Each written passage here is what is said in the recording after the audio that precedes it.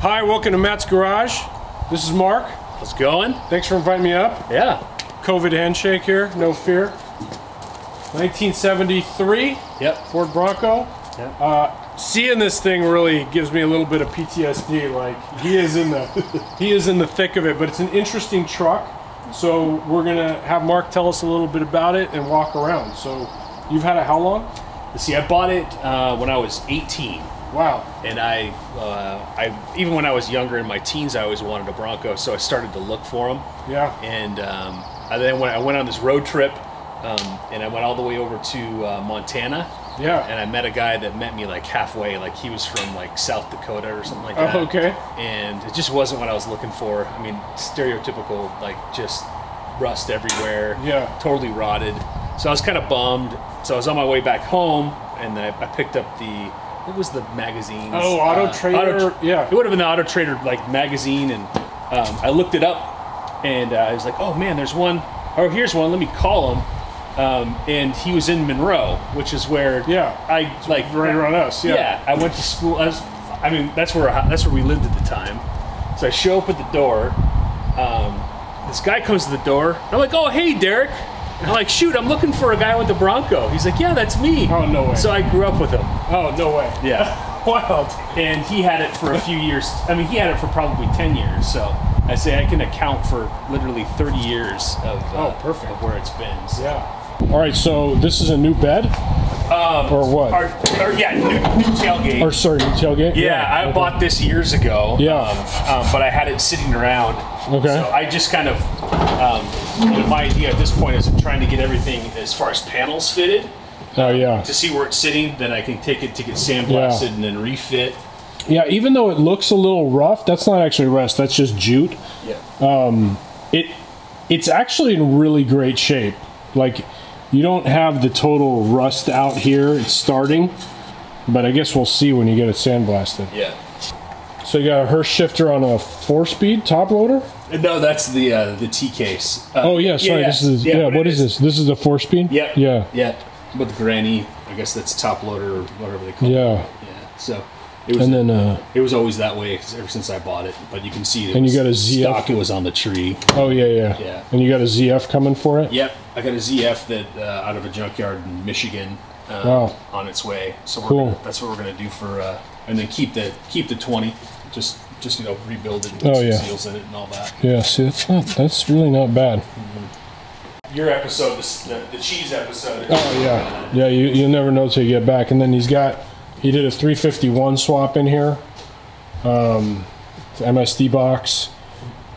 What's the ARB air compressor for? So I put an air locker in the front in the 44. Oh, cool. Yeah. Nice. So because I converted that over to discs. Yeah, he's got the kick over on the discs, and then over here in the corners where you normally have like complete rot out at the sandwich panel, it's in really good shape. And then he's got the Duff Extreme arms with the double shocks, front and rear. You got a sticker on your steering box there too, Hydro Assist steering box. Oh, that was I did like a four turn. Oh yeah. So this is the local company that does them. Oh, cool. Shoreline. Yeah, all right. Really cool guys actually. So yeah, long tube headers. Nice. This is my Frankenstein cage that I originally had taken from well, it's pretty beefy, man. I just yarded it out, but started off with the factory cage. Oh yeah. And then we custom. I don't know if I've ever seen this, but we did it. We hand bent the tube all the way down to the floor. I like that one.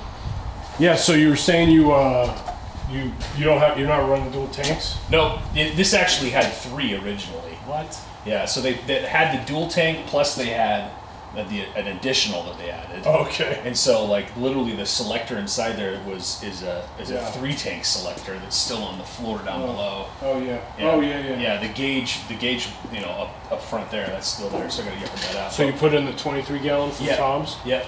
Cool. And that was years ago with the skid plate, and so far that's just the OSFO there on the frame.